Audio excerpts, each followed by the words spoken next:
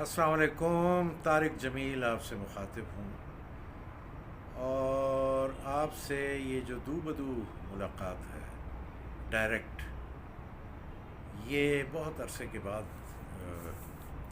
آپ سے ملاقات ہو رہی ہے۔ تو بیچ میں کچھ پروگرام یادوں کے سلسلے میں، اور ایک ابھی میری والدہ کا پروگرام چل بھی رہا ہے، اس کی ایک آدھ قسط باقی ہے۔ لیکن میں یہ سوچ رہا تھا کہ یہ جو آپ سے ڈائریکٹ رابطہ ہے وہ کیوں منقطع ہو گیا، وہ چلتے رہنا چاہیے۔ اچھا، اب میرے ذہن میں تو یہ تھا کہ جیسے میری فیلڈ ہے، ڈرامے کی فیلڈ ہے، آرٹ کی فیلڈ ہے، لٹریچر ہے، اور اس طرح کی کئی جو یعنی دلچسپیاں ہیں، وہ آپ کے ساتھ بیٹھ کر ڈسکس کیا کریں گے۔ لیکن میں آپ کو سچی بات بتاؤں، حالات پچھلے چند برسوں سے کچھ ایسے ہیں کہ نہ آرٹ کی طرف دماغ جاتا ہے، نہ ڈرامے کی طرف دماغ جاتا ہے، نہ لٹریچر کی طرف دماغ جاتا ہے۔ لطافت تو گویا زندگی سے نکل ہی گئی ہے۔ اس سیاست نے اور سیاسی ماحول نے اس قدر لوگوں کو میں کیا کہوں، کون سا لفظ استعمال کروں، کہ ان کی ذہنی حالت ایسی کر دی ہے کہ جہاں کہیں بیٹھیں، آپ کسی ڈرائنگ روم میں بیٹھ جائیں، کسی اور پبلک گیدرنگ میں بیٹھیں، کہیں تھڑے پہ بیٹھ جائیں، کسی دکان سے سودا سلف لیں، کسی دوست سے ملیں، سوائے سیاست اور ملکی حالت کے اور کوئی بات جو ہے لوگ نہیں کرتے۔ مہنگائی، پریشانی، بے روزگاری اور جتنی تکالیف ہیں، سوائے اس کے اور کوئی بات نہیں کرتے۔ آپ یوں سمجھ لیں کہ زندگی میں سے گویا رنگ جو ہیں وہ چلے ہی گئے اور ایک بے رنگی سی ہے۔ یہ حالت ہے اس وقت پاکستان کے لوگوں کی۔ اچھا، یہ میرے ساتھ بیٹھے ہیں تنویر عباس، یہ ہمارے بڑے پرانے ساتھی ہیں۔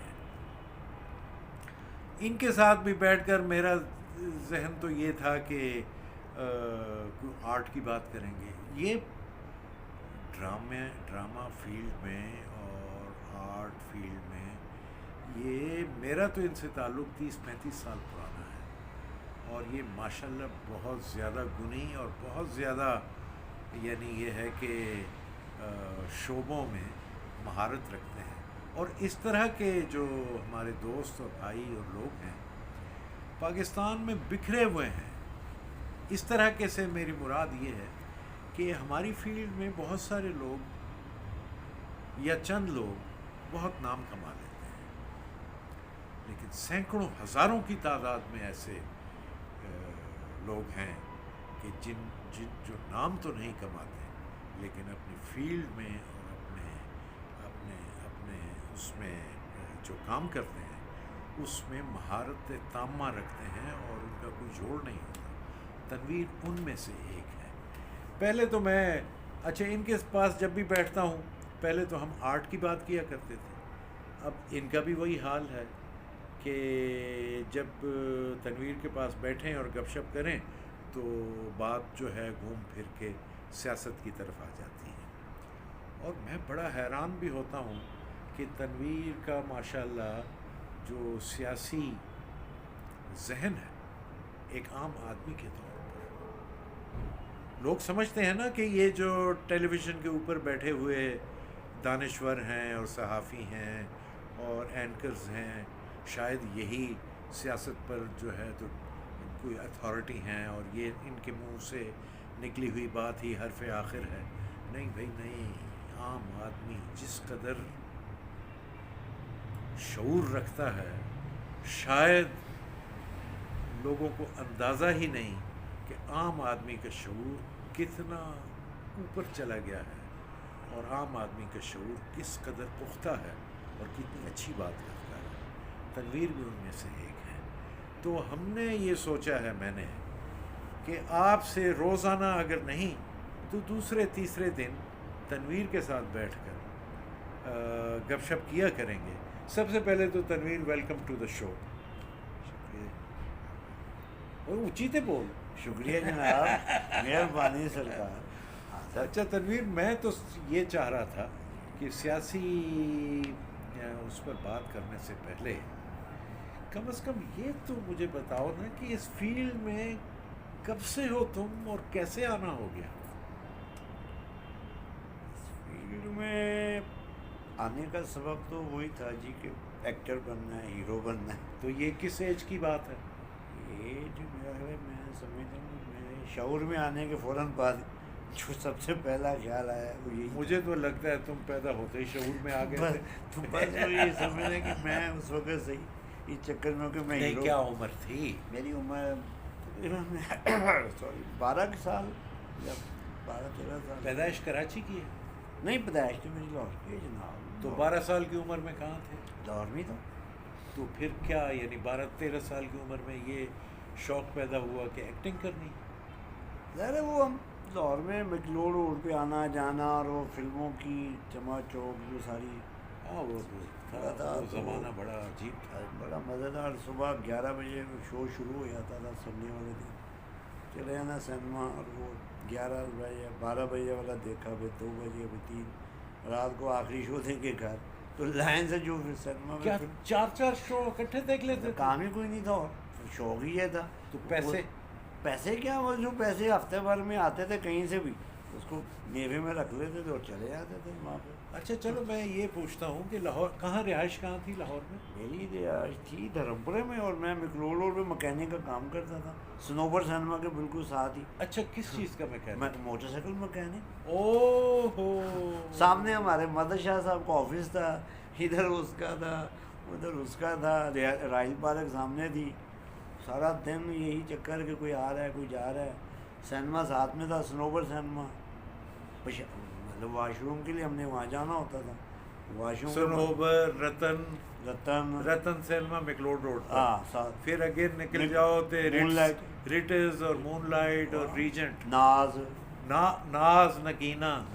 پھر منٹگمری روڈ آباد ہو گیا, منٹگمری روڈ, کیپٹل, نشاط, اوڈین, گلستان, میٹروپول, نغمہ, مبارک, محفل, مبارک, شبستان, قیام جس کا نام تھا. بالکل بالکل. پھر پرنس ایک بن گیا.